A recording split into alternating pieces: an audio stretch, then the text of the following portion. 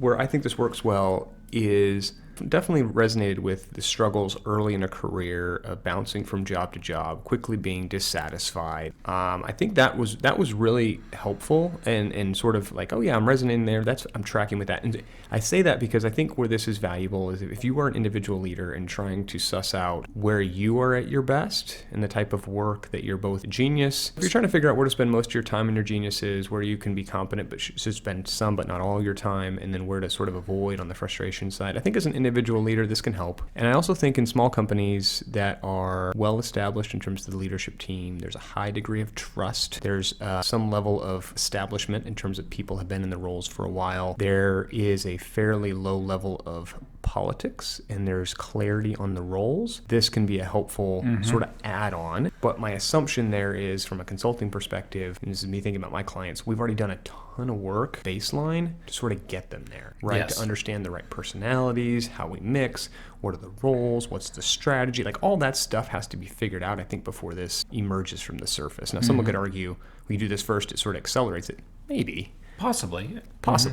But I think you'd have to get a lot of stuff lined up. So the companies that are small and have sort of a high degree, like I said, high degree of trust among the team. But that's my takeaway. What do you think? Where does this work well for you? This works well for me for someone who I would say is younger and has not done a lot of self-analysis of their self. That's interesting. Tell me more about that. I disagree, so tell me more. Okay, I could be wrong. Obviously, there's 6 working types: wonder, invention, discernment, galvanizing, enablement, and tenacity. But the person I was thinking of were my 2 daughters. I'll give you an example. So even though I'm not going to put them in terms of the 6 type of working geniuses, my second to oldest daughter is a very talented athlete, but it's coming down to almost 2 gifts. There's track and field, and she's a discus thrower, but then she's also a swimmer. And in her opinion, everything's even on the table. But what's in terms of her ability, am